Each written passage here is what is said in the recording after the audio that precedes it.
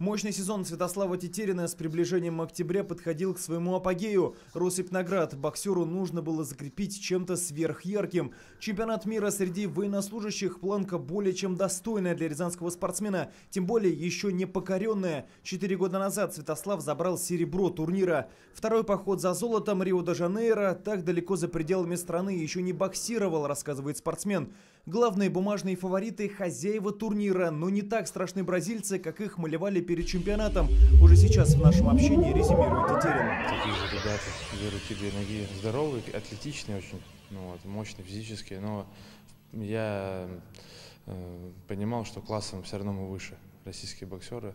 Я понимал, что классом мы выше, я должен их по боксу переигрывать, делать свою работу. По турнирной сетке Святослав прошел уверенно. В финале судьба уготовила хозяйский сюрприз. В соперниках опытный бразилец Матеус Сильва. Тактику рязанец избрал простую. Лучшая защита – это нападение, и не прогадал.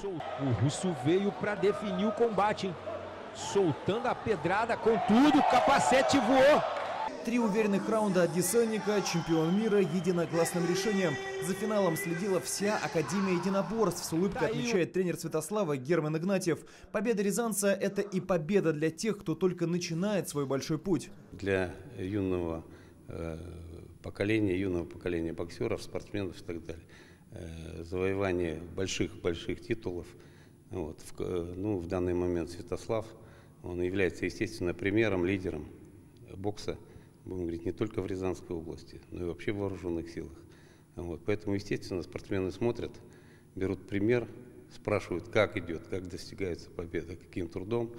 Пояс из Бразилии точно не потолок, уверенно говорит Святослав. Спортивных рубежей предостаточно, нужно их достигать. Особенно, когда в качестве подушки безопасности для карьеры материальная поддержка от компании «Резур».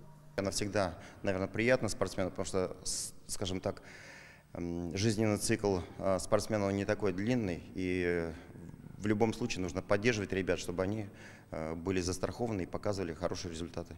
Пример Святослава Тетерина и всей системы рязанского бокса показывает, большие спортивные победы приходят не к одиночкам, а к тем, кто научился работать в команде.